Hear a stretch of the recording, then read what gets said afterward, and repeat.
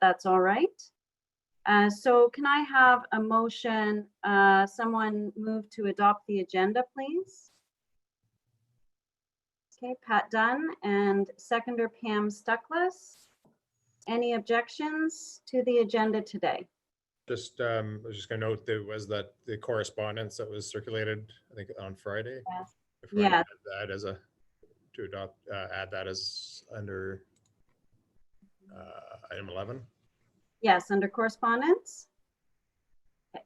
All right, so with that note on the agenda, any other objections or concerns? Welcome, Marina.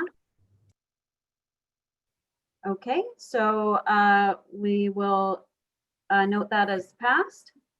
Now, any declarations of pecuniary interest from the committee members?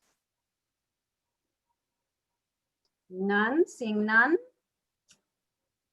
So we'll just move into a couple more business items, and then we will officially welcome our guest. The minutes of the previous meeting were circulated. Do I have someone who will move the passage of the minutes from the previous meeting? Okay, Penny, and a seconder, Councillor Richardson. Tracy, any objections? Okay, so consider that passed. I personally didn't see any business arising from the minutes, but did anyone else pick up on an item that should be addressed at this time? No. Okay, so no business arising. So with that, we have the pleasure of welcoming Tom Phillips from Fleming College, who's our guest this morning. Thank you very much for making yourself available for our meeting this morning. And we understand that you have something that could be certainly a value to us as a committee, a presentation about transformational change. And so I'll hand over the floor to you, Mr. Phillips. Great, thank you. I think I'm going to try to share the screen here. Here we go.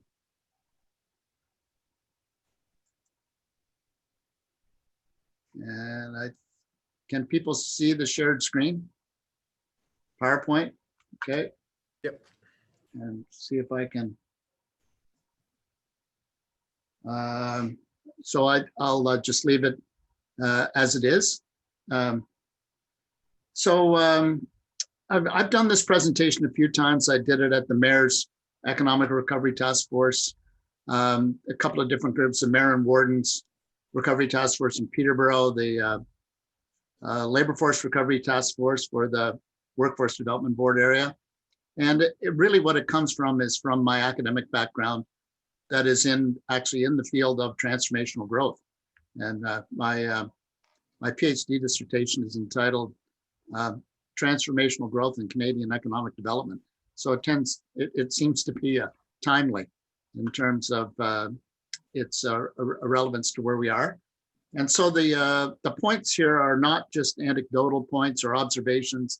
These are based on academic work that's been done, published, looking at how macroeconomies, the general economies, collective economies, adapt to change. And really the question is, how do we take these moments when change is possible to move into another era of economic growth? And economic growth, just to be clear, doesn't mean just the growth in the production of things. Growth includes the production of more services as well. And an economy is not just the private sector by any means. It has important public sector, very important public sector implications for this. So in fact, the driving forces it could be argued are public sector forces, not private sector forces, to lead the change. So in terms of how our recovery is going to occur, just to put it in context, it's going to be, the recovery is going to be driven by demand. I mean, everybody wants to get down to the principles of supply and demand, which is actually very shaky ground to be on. at any time. But if we were just in very rough terms to separate out supply and demand, we have vastly more ability to produce goods and services than we have the buyers of it. So we have a demand problem, not a supply problem. And if we don't have money being put into the economy, we can never get to the capacity where, let's say, labor is employed enough to keep the economy going. So we are in a serious economic slump. People are avoiding the recession word. I don't think we are in a recession, but we are definitely in a recession with the way recessions are defined. We need the data to prove it first. But what we're in is something that's very different in context than just a typical ordinary recession. So demand, we have to have the ability of consumers and governments to spend in the economy to do that. And we already have the ability to produce. We have technology, machines and equipment, raw materials, labor not being used. So we don't have a supply problem, a production problem. We have a demand problem. And one thing that's commonly heard, it might be getting a little less common in the last few weeks, but there is this, by some people, desire or belief that once this all goes away, we're going to go back to the way it was before COVID. That's simply not possible. I mean, and that's not an opinion piece. Analytically, it's not possible for us to go back to the economy that existed in February. And part of it is the experience we've had since February, which changes what we do. So the nature of what we do, both in the private and public sector, will be different in the post-COVID era than it was in the pre-COVID era. So now the question is, how do we get from where we were to where we could go? And that's what transformational growth is all about. So we will have a structurally different economy when this is all over. And technology will be used in different ways, and people will interact with technology and one another differently. We know that. A week or so ago, I met with a former student doing very successful in a startup out of Waterloo, rapidly growing business. He had received, he's a vice president, he received an email from his CEO saying that none of the senior team will ever be required to attend a face-to-face meeting again, ever. And this is pervasive across the Waterloo area. It's common in Toronto.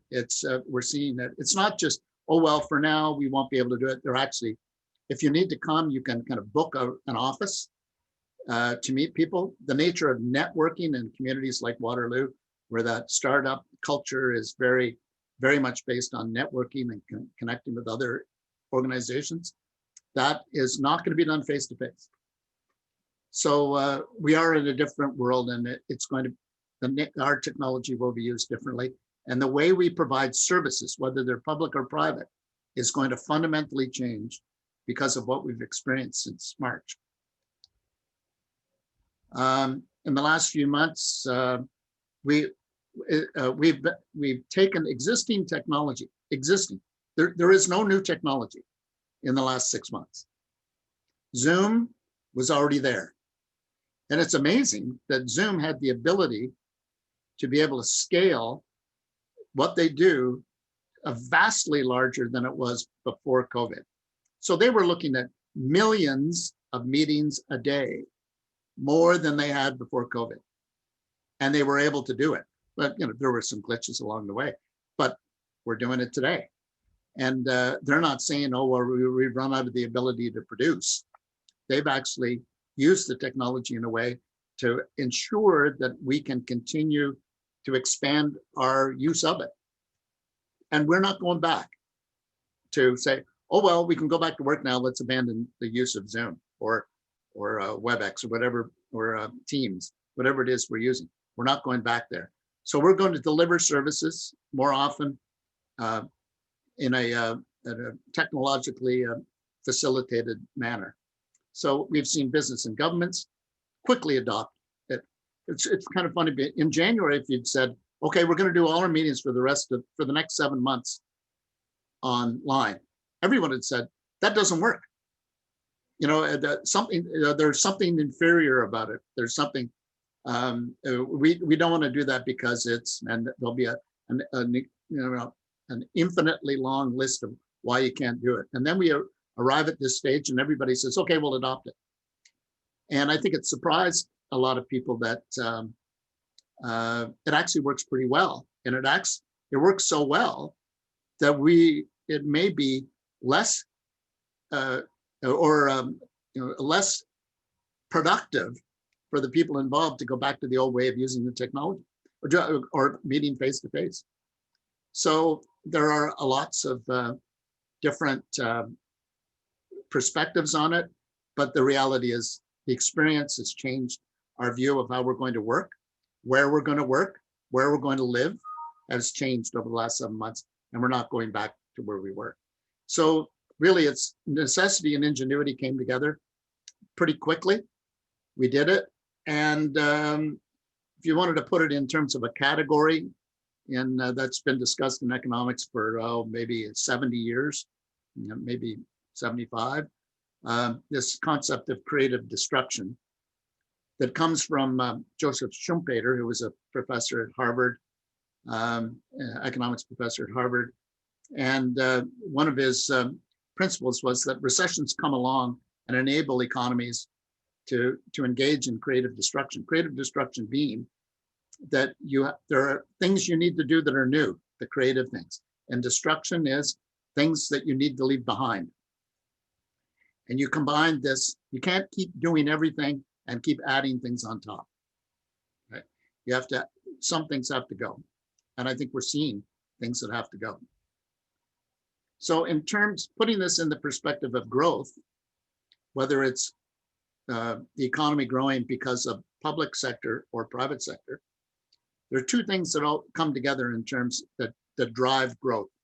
To boil it down to the two fundamentals: technological change, like Zoom, or the ways by which we transfer files, the way we communicate, all of that. That's technological change. But then we need complementary changes in social institutions. Social institutions being how we organize our workplace, how we deliver public services, how businesses are organized, how the family is organized. And if you don't have complementary social institutional change, the technology doesn't matter. So technology by itself never helps an economy grow to its potential. If you say, well, we're just going to keep doing things the way we do it, but we're going to adopt the new technology, then the new technology doesn't matter. And I'll give you some simple, when you say the household, give you a simple example. The refrigerator that became common in Canadian homes in the 1950s, in the mid 1950s really, started to become common in people's homes, fundamentally changed the way the household worked. And it actually, but the household appliances, the refrigerator being only one, changed the nature of work and labor outside the home for the family. That's a change in social institutions.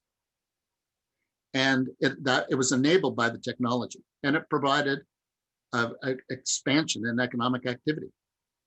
So the automobile, obviously having negative consequences as well, but if we had not had the government build roads, the auto industry would have done nothing.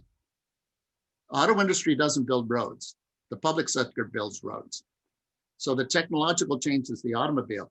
The social adaptation is the role of government to provide the means by which the private sector can grow. Okay. So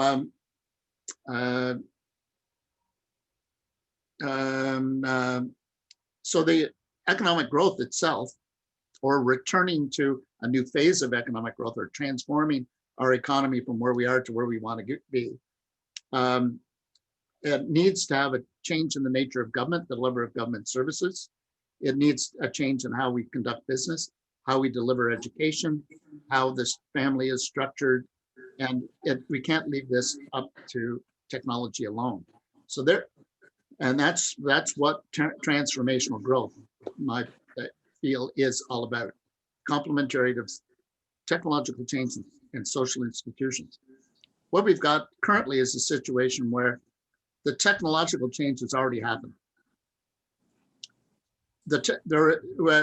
Right now, we don't really need many new technologies to be able to make our economy more productive, grow faster in the post-COVID era. What we need is changes in the way we do things that uses the technology. So again, there's no need to wait for technological change. It's already here. So the question is, how can we get governments and businesses to use the technology in different ways to have positive social impacts or positive economic impacts? And if we don't, we'll fall behind those who do, and we will not reach the economic potential in our communities. So we have to practice creative destruction. We can't just continue to be additive about what we're going to do. We can't keep underperforming systems in this new era, underperforming processes or systems because we used them in the past, and expect that, oh, well, we'll just return to normal. We can just keep doing what we're doing and we'll just return to what it was like before. That's a recipe for decline, not growth. Decline, pervasive decline too, not just decline in a particular sector. That's pervasive decline, and it'll come up. The term will come up again. It's a vicious cycle versus a virtuous cycle. So, and if we look at governments and the challenges governments are facing right now, clearly we're running deficits, trying to support the economy as best we can. I think Canada's done, and our communities have done pretty well at this, and we have been successful at adapting to use the technologies better. But we are going to have to face some serious questions, and the questions are going to generally be collected into three different ways: cut spending, increase taxes, or invest in economic growth. The first two will dominate the conversation. They're not solutions. They're inward looking and historically have proven that they don't promote economic growth, either one of them. The only one that historically has proven to provide opportunities for growth is an investments in economic growth. So what we need to do is find new ways to use the technologies that exist to change the way we do things so that we can move beyond the old economy into the new one in the way we deliver services, produce goods, interact with one another, how we work, where we work. All of that are social institutions that have to adapt. So the vicious cycle of decline is based on existing social institutions, whether it's new or old technologies, it doesn't matter. New or old technologies and existing social institutions is a vicious cycle downward. We're in a lack of demand vicious cycle downward, or maybe bottoming out on it. But then we need to move this into a virtuous cycle where we start to make the decisions around creative destruction that allows new technologies and social institutions to combine to get us out of this growth. So the real challenge really is in the community, from the community perspective, is everything isn't going to go back to the way it was. We have to find new ways to deliver what's needed now, not what was needed a year ago. And that will require us rethinking the kinds of services we deliver, how we deliver them, who delivers them. Is it going to require amalgamations, joint ventures, strategic alliances that we didn't have in the past? to be able to get to where we can go, given the use of the new technology. We've gone through a long period of time with relative success. We're relatively affluent, and we're relatively comfortable, which makes change that much more difficult. So, but we do have to look at where we can go from where we are, but thinking that keeping the typical structures, whether public or private, are going to lead to suddenly great results in the post-COVID era is neglects the most important issue, and that is, how are we going to use the technology to improve everyone's lives in the community, whether it's in the public sector or the private sector. So that's my presentation. I'm happy to take any questions you might have. Thank you very much. I'm just so I can moderate the questions. Would you mind taking the sharing screen off so I can see do that. everybody? I think I can do that. How do I do that? I think there's a stop sharing your screen somewhere. Yeah, where is it? Oh, here it is. Stop share. Yeah. Okay. Got it. There you go. Perfect. Now I've got visuals on everyone. Thank you so Good. much. Me too. Yeah, that was, I think that was really, really, really interesting and obviously very relevant to our conversations. It actually kind of reinforces some of the conversations we've had in our individual working groups, and I think at the task force level as well. But let's open it up for questions or comments. And if I might ask, once I identify you, please just introduce yourself in case Tom doesn't know who you are. So I see Councillor Ashmore with his hand. Go ahead. Thanks. And thanks to Dr. Phillips for his presentation. I have a couple of questions. I won't drag on too long, but my first question is your PhD. I'm just interested to know what your PhD is in. Economics. And my dissertation was in economic growth. And the title of it was Transformational Growth in Canadian Economic Development. Okay.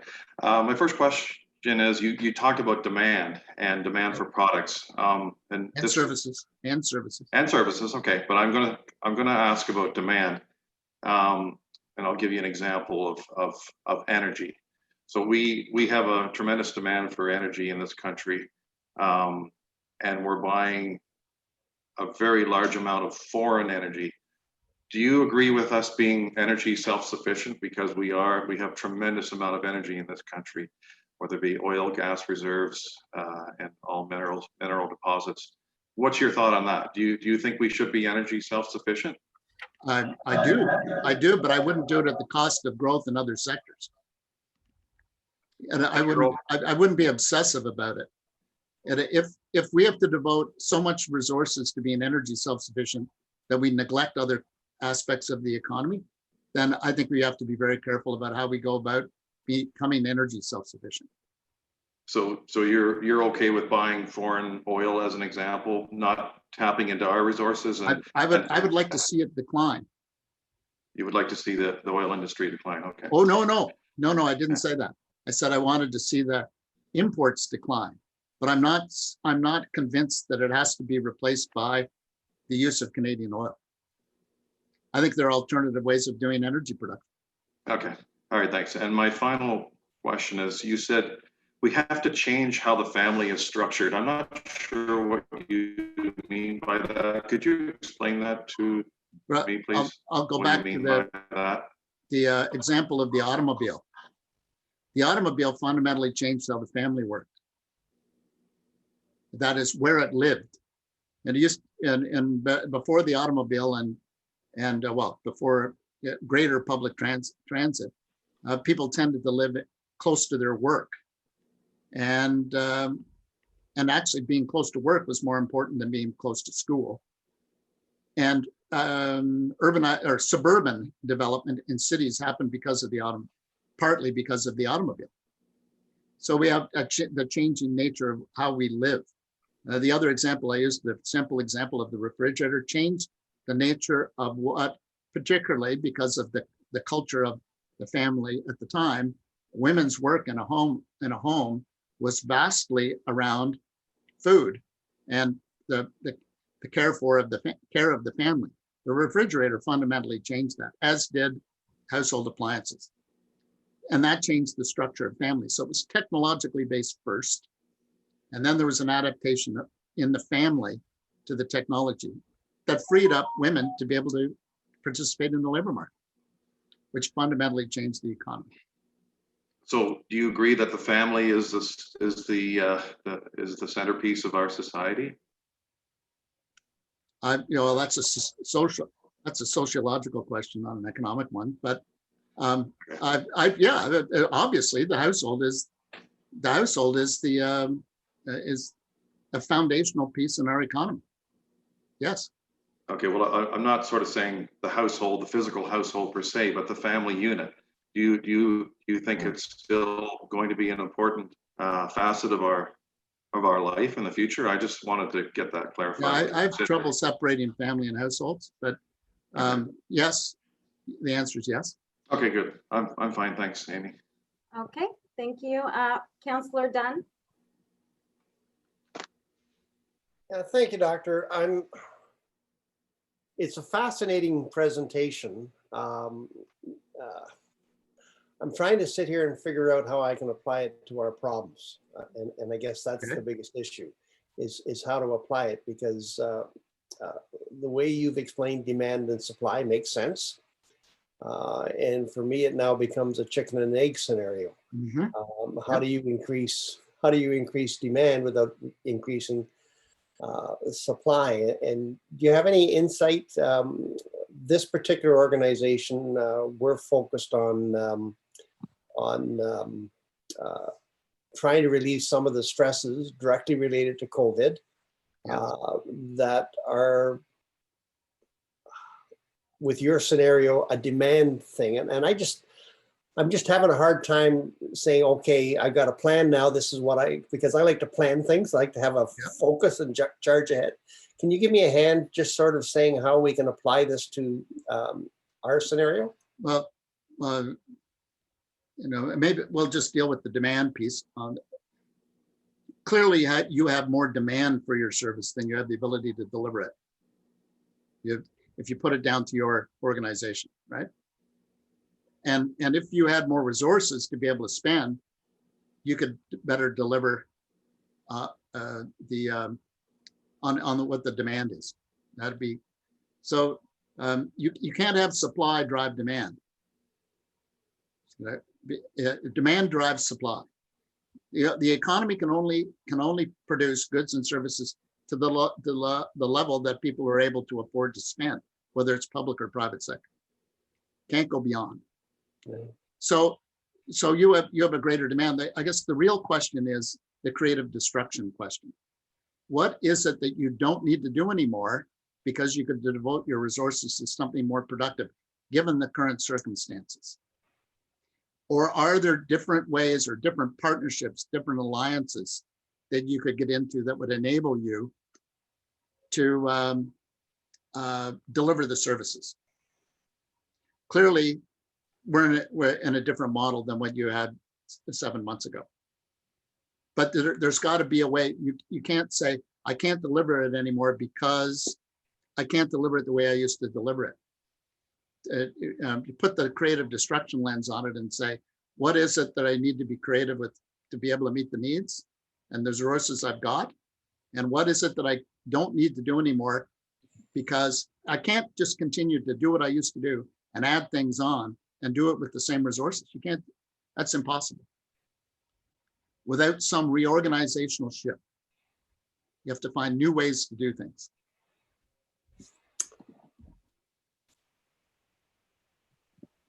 Oh, you're on mute, You're on Councillor mute. Dunn. I strive for utopia, and I fully recognize that it's not attainable. So it's a struggle that'll have to go on. But a fascinating presentation. I really enjoyed it, and it'll help me in my thought process. Good. Thanks. Who's next? Linda, please. Just introduce yourself, Linda, just in case. Hi there, I'm Linda Neidham, and thank you so much for that. That was really exciting, actually. I'm the executive director of a small agency that works with children, youth, and families here in the city of Port Lakes, where the children and youth have extremely complex needs. And so I work with a lot of families who live in poverty, work with a lot of families who struggle, their children and youth struggle within the education system. And just my quick little preamble, I think I worry a lot about the fact that we are living in a COVID fear, that we're missing potential opportunities to build back better around the environment, around our education system, and certainly around our economy. So that really fit nicely with some of the thoughts that I have. What I'm curious about from your perspective is you know that we were a community that did the universal basic income experiment for a while there. That was cut short. We know that our federal government will be discussing that at a national level at their retreat. And so I'm curious about your thoughts around a guaranteed basic income and how that fits in potentially with transformational change. I think you will see basic income addressed in the speech from the throne on the 23rd. And really what we're doing is trying to find a new social institution in government to be able to ensure that there's a level of demand that will keep the economy going. And that is not a social service-based argument. That's a private sector-based argument. That is, without people with money, the private sector can't survive. And the private sector, if you look at stock markets and things like that, have done extremely well through this whole period. There have been less. It's only because there's been enough stimulus or demand provided in the economies to make these private sector businesses survive. So I think when the private sector starts to say that you need basic income to ensure there's a level of demand to keep the private sector going, then we're going somewhere, and that's what's happening. Yeah. But even the Chamber of Commerce in Peterborough has made a declaration, along with the Canadian Chamber of Commerce, that they're in favor of the basic income, basic guaranteed income. So I think it's a pragmatic piece that is really, in the end, the thing that has tipped the edge on this is the support from the private sector, not the public sector. Thank you very much. Okay, who's next?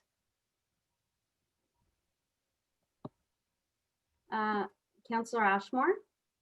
Yeah, hi, sorry, just a quick question there to Dr. Phillips, and I didn't ask. What is your opinion on deficits and debt? Like in the last 4 or 5 months, we've incurred another $300 million. Let me finish my question, please. Of the industrialized countries, like the G7, we had a small debt to GDP ratio relative to the other countries, vastly smaller than the United States in that ratio. It's very low, historically low. So at the end of the Second World War, the debt to GDP ratio was about that. The debt was 1.5 times the GDP, and we were rumbling around 30% of GDP. There's a requirement when the private sector can't help itself.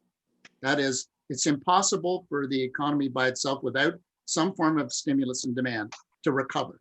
And we learned that it took us 10 years to figure that out from 29 to 39. Let's not do that again. 1929 to 1938. So we have to deficit spend. So you have to deficit spend, but how far do you go? Like how, as an economist, you should know this figure. Like how far do you go as a percentage of GDP? My figure that I look at is not an absolute number in debt. It's the relationship between the interest rate being paid on the debt and the rate of growth of the economy. If the economy can grow faster than the interest paid on the debt continues to shrink. If the rate of interest on the debt is greater than the rate of growth in the economy, then you've got a problem that you're going to have to look at in terms of reconciling it. But reconciling it comes with increase the rate of growth in the economy, not find ways to make government cut their spending. Okay, so you don't have a problem with it. Just keep building on the debt then. As long as we can service it, we're okay then. Yes. All right. Okay, thank you. I have a question, seeing as there aren't any others from other members at the moment.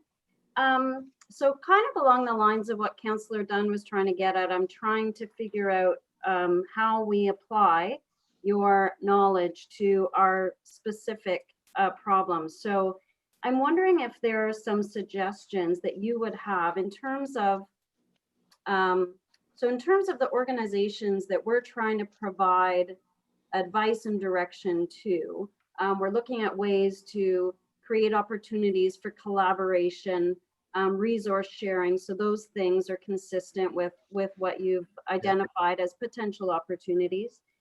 Are there other things that would lead where we could motivate organizations to pursue creative destruction? So other types of criteria or knowledge sharing or information that we could provide some of our health and social service agencies in the community, so that we gently, or maybe not so gently, push them in that direction.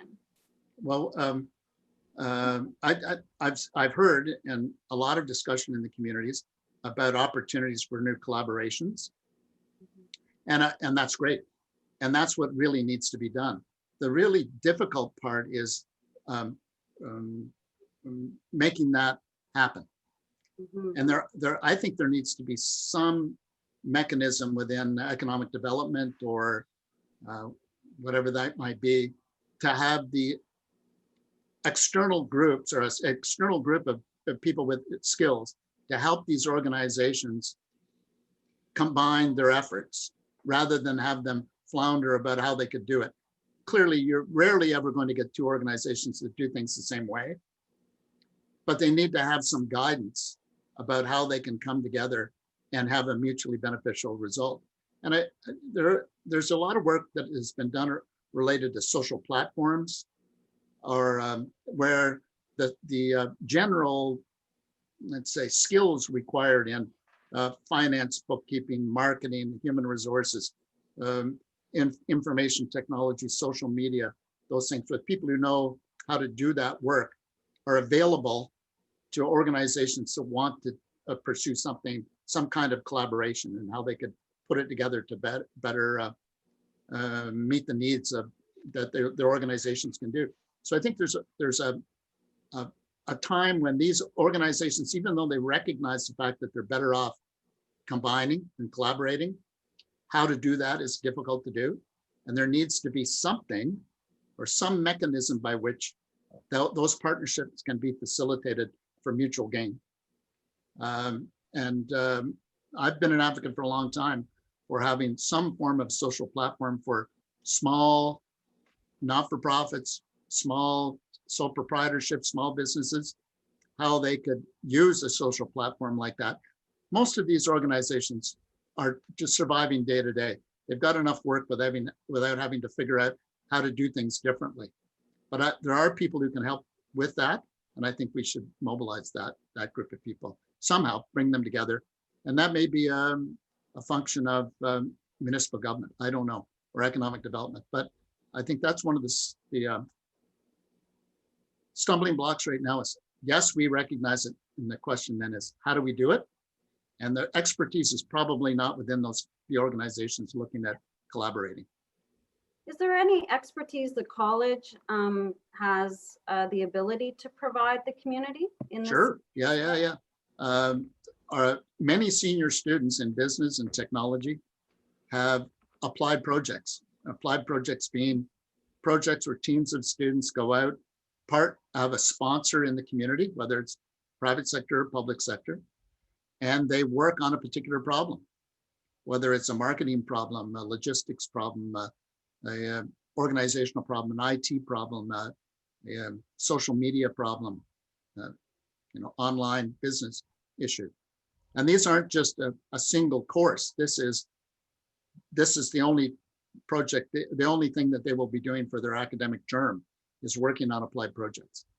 Mm-hmm. So there's a partnership between a sponsoring agent, the students, and a faculty member, and they combine to address a problem. So, and we do that with many students It's a requirement for that. It's not a choice in their programs. They're required to do it. And I've been working with the faculty who are supervising those projects over the last couple of weeks, making sure that we get into the community and take on projects that have some meaningful value into the future. So if anyone's interested in applied projects, get in touch with me. Okay, thank you. I think that would be valuable. Are there any other questions for Dr. Phillips? Seeing none, thank you so much for your presentation. I'm not sure. Pleasure. I don't know if you're going to stay with us. You're welcome to, or if you need to sign off and go off to your next Zoom meeting, but it's up to you, I think. I've got 20 minutes. Maybe I'll stick around for 20 minutes and listen to the discussion if I could. Yes, you're more than welcome. Thank Great, you. thanks. All right. I don't think we need a motion to accept the presentation. Looking for Rod or Holly. Do we need anything there? I would just probably recommend just a motion to receive. Okay. Yeah. Okay. So can I have a motion to receive, please? I can do that. Okay. Oh, we got a couple in ahead of you, I think. Penny and Linda, please, as the seconder. And assuming no objections. Okay, so that's carried. So our next item is an update from our funding working group, and I believe Heather is bringing that to us this morning. Yeah, thank you, Amy. Thank you, Dr. Phillips. Your presentation and subsequent comments really fed into part of what I'll be reporting on as the Funding Opportunities Working Group. Just as an update as to where we're at now that I'm back from vacation. I did meet with Craig Shanks prior to vacation, and he and I went over a very high level of the different funding opportunities through the city and what streams are available and what their purposes are. So I did create a working document and summary of that discussion and some points to consider for our discussion on our meeting this coming Thursday. So I have circulated that out to the working group. So on Thursday, we're able to have a more fulsome discussion and come up with some draft recommendations that we can work on and get finalized here shortly. So that's very exciting. I'm also working with Brenda, who was away on holidays last week. So I have reached out to her to gather for us to work on this week to get the funding list up on the jump in option for public and both the sign in registered part. So we have put together a list of funding opportunities and some summaries. There's also other links and opportunities such as Charity Village that has a ton of support that nonprofits can look at, and where folks can go to get resources on their own or other support and that sort of thing. So Brenda and I will be working together this week to get all of that information up. My last piece to update on is that I have had an initial discussion with Donna Goodwin from the city with regards to the grant writing workshops. And this is where a lot of the content from Dr. Phillips really came in for me. So Donna and I have discussed, and basically we just need to confirm some dates that she will have a grant writing 101 coming up at the end of September. And based on feedback from those attendees, she can split off and do 2 different topics. It's not a cookie cutter because not everybody's the same. They have different needs, different sizes of organizations and that sort of thing, and wanting to focus on different things. So the next 2 workshops would be then split. So the folks that were wanting, for example, technology based and something in that direction, she can tailor a workshop and support directly to the folks that are interested in that. And then the other side to sort of kind of funnel into that. So she's able to separate it out based on the needs of the group. And that will be really great to be able to help them get as much support as they are looking for. So that was really great. Amy's question to Dr. Phillips was a great one. And I'm actually going to follow up with you, Dr. Phillips, to get some more information, because I think it would be really beneficial to our nonprofits and that sector, because there are formal nonprofits that many of us here are representing, but there's a lot of informal nonprofits like seniors groups and that sort of thing, seniors clubs that that also need support. So how do we get folks out of that fear section that Linda was speaking about and get them to think about, how do I start to think about doing things differently in that transformational change? So it'd be really great if we could create a primer to provide to all the attendees in advance. So when they come looking through that lens of, I know I need to do things differently. How can I do that? And get that ball rolling prior to attending the workshop. So when they're at the workshop and they hear the different types of funding that's available and partnerships and all of those things, that they can start looking at it through a new lens, as opposed to looking at it through the old lens and then having to transform over. So I will be reaching out to you, Dr. Phillips, on that, if that's okay. Thank you so much. And the last piece of it is I just received the summary, the high-level summary recommendations from the gaps analysis group, and Marina had put together a summary of all the responses. I just wanted to say that was really great feedback, and thank you so much, ladies, for putting all that together. I have sent it out to the funding working group so that we're able to review where the community is at, so then we know what sort of recommendations to put forth. So all of the information is really funneling in, and our meeting on Thursday will really be in depth and will really bring us forward. So it did take some time for us to pull all the puzzle pieces together. They're much closer now, and now we just need to take all of that and to move forward with that. So that's a good summary of where we're at right now. So thank you so much. Thank you, Heather. Are there any questions? Yeah, Linda, go ahead. Hi, Heather, thanks for that. I might have missed it. I'm just curious about the workshops that are being offered. Will they be free? I don't know that. I assume they will. They're a result of the motion that was passed through economic development. So I assume that they will be. Okay, great. We should have dates midweek. So we're hoping to get that information out as soon as possible, because the first one, if it follows the schedule that Donna had provided, that fits into her schedule, would be that last week of September. So we're hoping to have them firmed up midweek. And we'll send out a press release. I hope Brenda's catching all this. We'll send out a press release and send it to the task force, so then everyone can disseminate the information to all the different layers and levels of everybody who's out there. And we all have our own connections, but we also, we don't want anyone to fall through the cracks, so we can help get that information out there as soon as we can. Okay, other questions for Heather? Heather, just another point of clarification. So when the information goes out about the workshop, would you recommend, I know it'll be put on Jump In, Kawartha Lakes, so hopefully the people who responded to our original survey would see that update, but would you also recommend that it goes to that original list directly by email again? Yes, I would. Is that possible to do, Rod? I think, yeah, we can certainly coordinate that. Okay. We have those lists still. Thank you.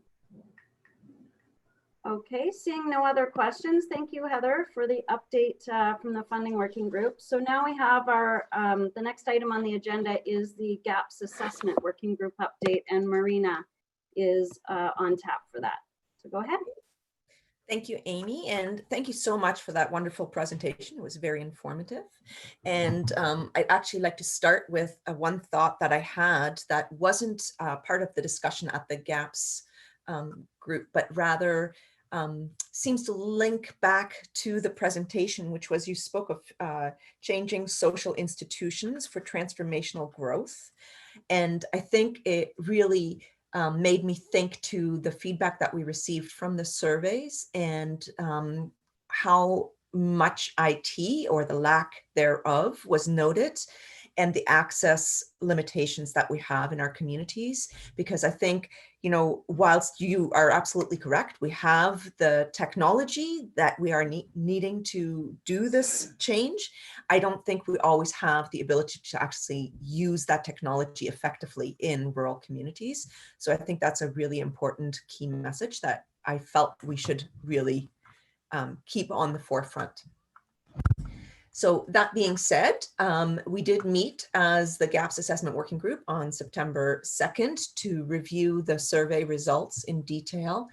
I did create and share a spreadsheet of the results as far as the, not the, like all the, I can't think of my words, all the actual editorial answers and how they might form certain categories of need, one obviously being financial resources, but also other needs.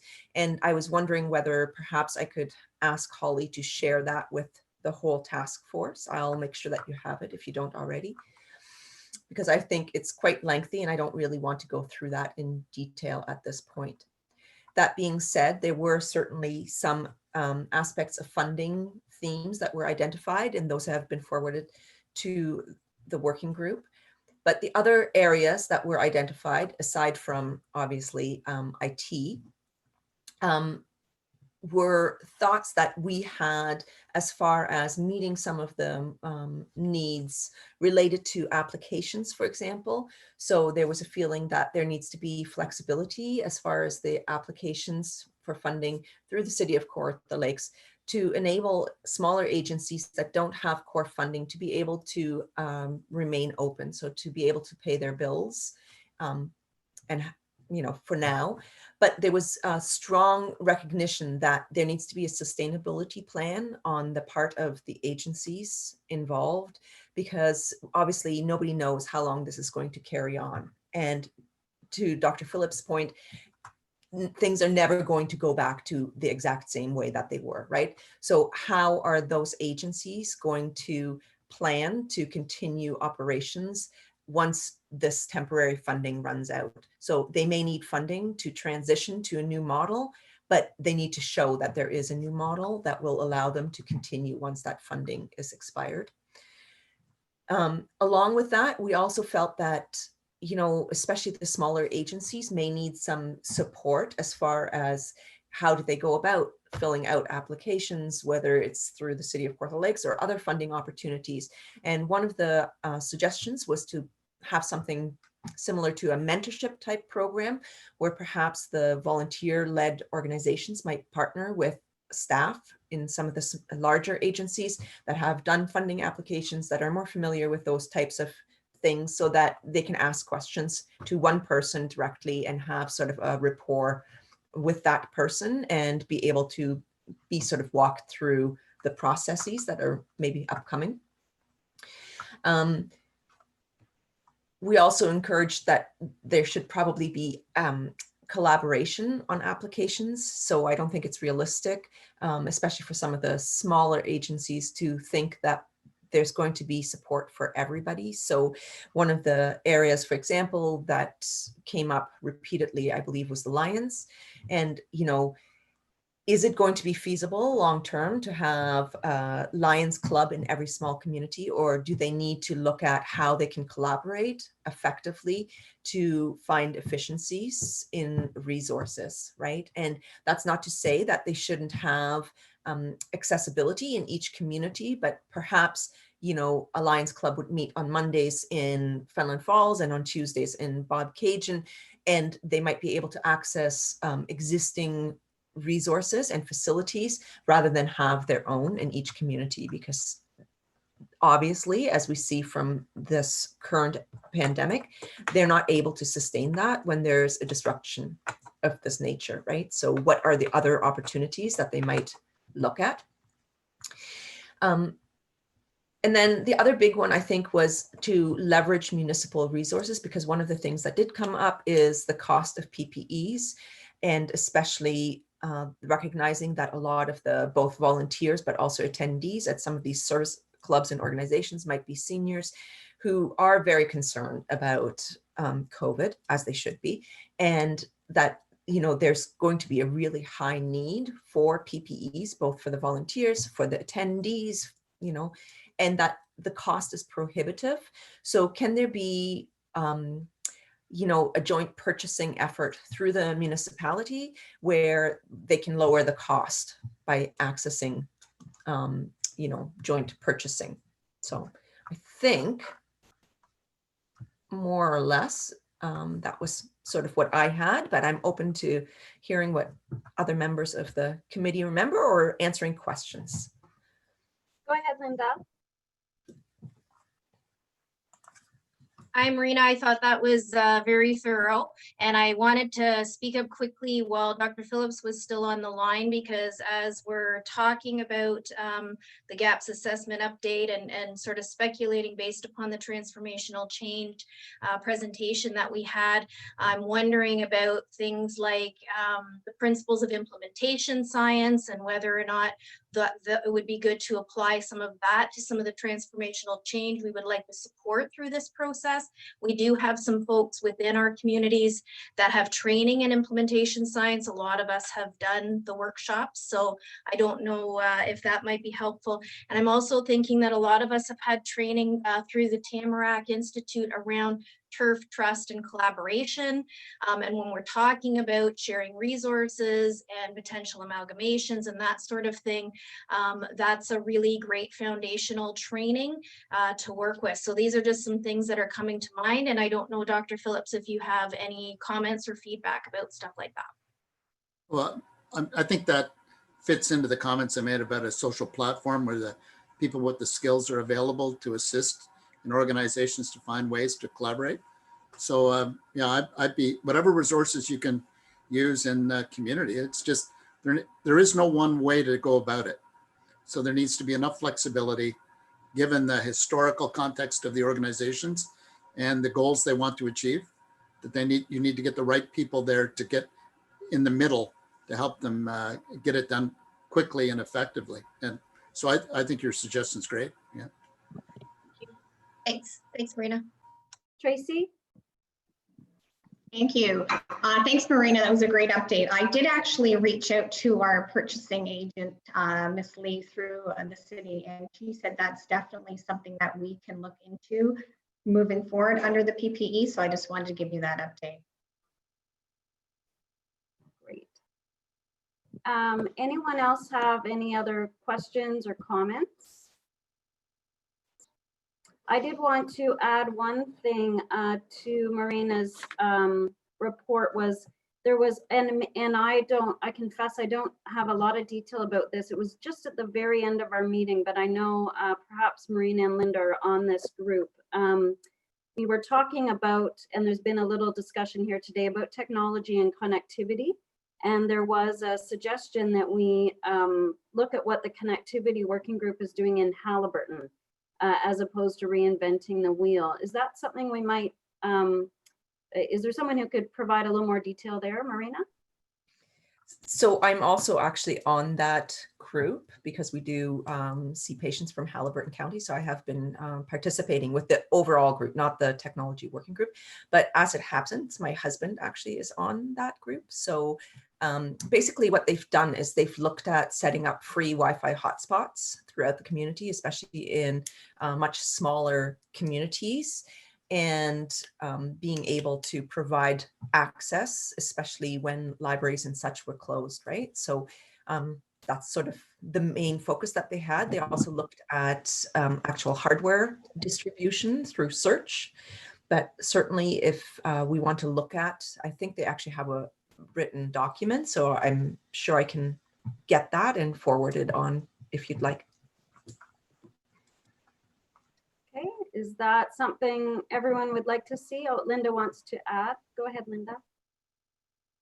Just a quick add that I think that there's also a bit of a collaboration happening between Big Brothers, Big Sisters, and Search and some other organizations around some mentorship pieces to help support folks that don't know how to use the technology. And so there's some of that going on as well.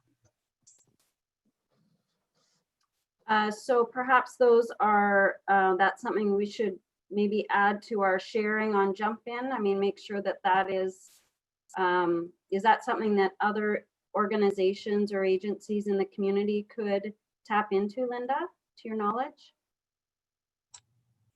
Not that I'm aware of. I think we would have to get an update from that working group, because I think they're really doing some very specific pilots with all of these opportunities. But I think really that I would see it more as ideas that are out there that they're implementing specifically, that we may be able to, pardon me, do some similar things in our area if we get that information. And I wonder if that maybe is something that our working group can look at next time we meet. I don't want to overstep, but maybe Marina, I don't know what you think about that.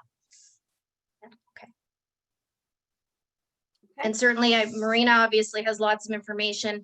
Janice, who's also the program assistant here, is on the connectivity working group as well. So probably between the two of us, maybe we can bring some more information to our next gaps assessment working group meeting.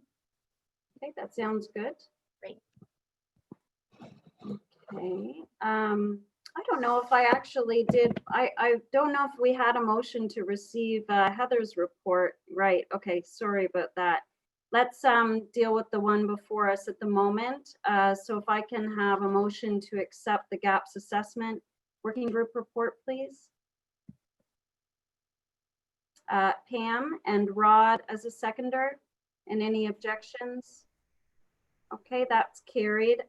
So if with my with your permission, we would go back and do have a motion to accept the funding working group report, please.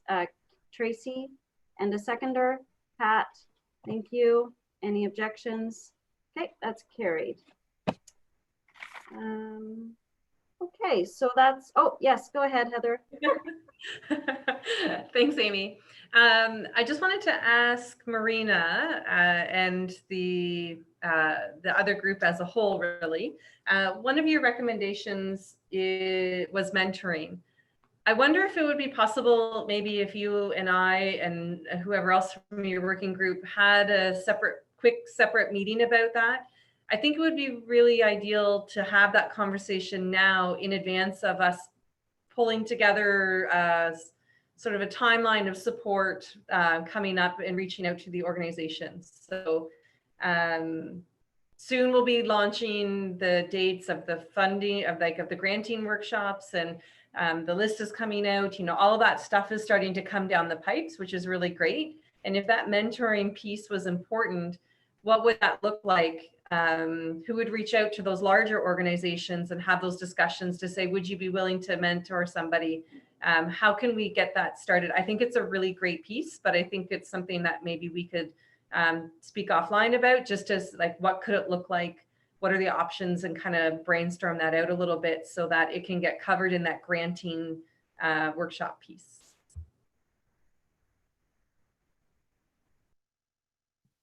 Okay, looks like you got a nod.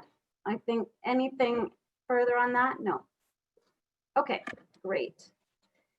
All right, we're on to new business. Did anyone have anything they wanted to raise at this time under new business? Okay, then we'll move on to the round table. And so just I'll open it up for comments, questions, discussion. Don't keep in mind we have our correspondence item later in the agenda. But if there's anything else in the round table that people want to raise, please raise your hand.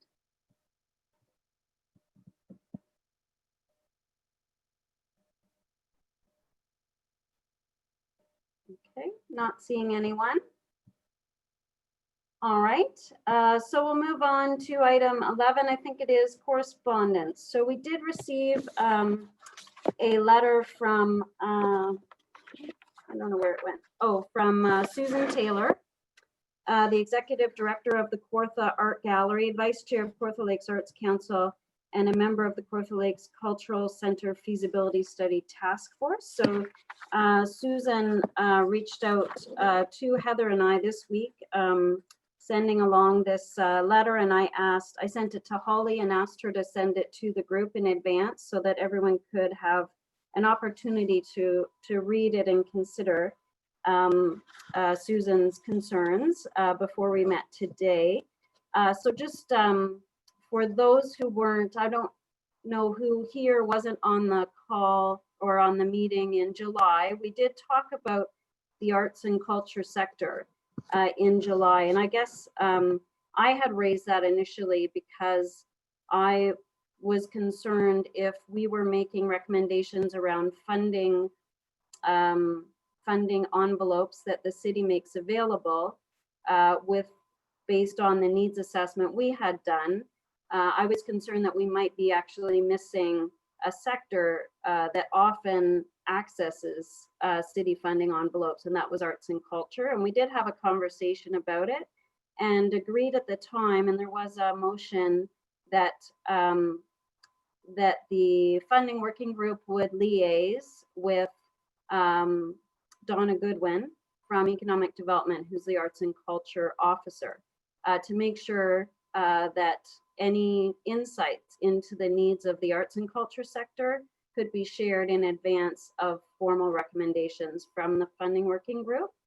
So that was where we left it at that time. But as you can see, and Susan likely wasn't aware of that originally when she wrote this letter, I did share an update with her. I had a conversation with her after getting the letter, but she does remain concerned that there isn't, that there's no communication gap. So Councillor Richardson, do you want to address this item? I would, thank you very much. When I did receive Susan's letter last week, I did reach out to the mayor and we had a bit of a discussion, and I've corresponded back to Susan that we're going to get a group of people together to have a discussion regarding arts and culture. And I told her, by any stretch of the imagination, it is, not forgotten. It's always on the top of our mind. During this pandemic, of course, we've had some immediate concerns with, fear, homelessness, businesses. So it's a whole spectrum of different lenses that we're looking through right now. So moving forward, we will be having a conversation engaging the arts and cultural sector. So just giving you, I don't have a definite time stamp on when that's happening, but it has been addressed. Councillor, would that be something that, I'm just thinking about the timing. So for, as an example, the funding working group bringing any recommendations forward, would they be able to benefit from the results of that conversation? To be honest with you, I'm just trying to get it on the table. I'll probably know sometime today. And once we have that robust conversation, I think we'll, see where they're coming from, where we're coming from, so we can actually have a report back to the group so they know where we are on the stand personally right now. Okay. So yes, and in a roundabout way, no, I don't have a definite answer right now. All right, Rod? We're just catching up this morning as I was away last week as well, but I was connected with Rebecca Mustard in economic development this morning, and I just heard back from her by email just during the meeting. They had a meeting this morning of a working group that including the culture. So they recognize that there's been some gaps as well and are looking into it. So following their meeting today, they may have a little bit more clarity around the connections. She states she is anticipating outcomes, actions related to arts and cultures in the Economic Recovery Task Force. So I think it may be partially as some coordination there as well, just to make sure that there aren't any other gaps. Thank you. Heather? Just to add to the conversation, when Craig and I discussed the funding city streams from the city, both of us felt it a priority not to take away any opportunities that were already existing, but if there were to be changes, it would be in addition to. So organizations that typically are funded can continue to think about and consider those, and there would be additional criteria that would be COVID specific. So there would be no exclusion on that side.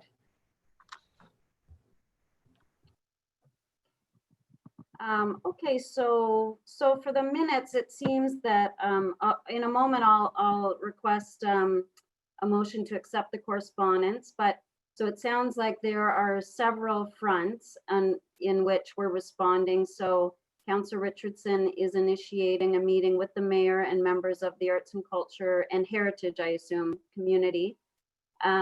and Rod and Rebecca as our liaising to make sure that the efforts of economic development and the economic recovery task force to assess the needs of arts, culture, and heritage will be relayed as well to this task force. Have I summarized that correctly? Yeah, okay. And then Heather, I know, is already discussing or has had a conversation already with Donna Goodwin, and that will continue. Okay, are there any other comments around this item? Any other final thoughts? Okay, can I, so I'll ask for a motion to receive the correspondence, please. Tracy, and a seconder? Penny. Okay, and objections? None seen, so that motion is passed. Thank you very much. And I think that takes us to the end of the agenda. Thank you, everybody, for joining us. Just a final thank you, although Dr. Phillips has had to sign off, but a final thank you for Dr. Phillips for joining us and giving us that presentation. And it seemed like a really robust, certainly created a robust discussion and lots of things for us to think about. So thank you, everybody. I hope you have a great day. And I just need a motion to adjourn. And that's Pat done. Thank you very much. Okay. Bye, everybody. Thanks, Thank you, everyone. Amy.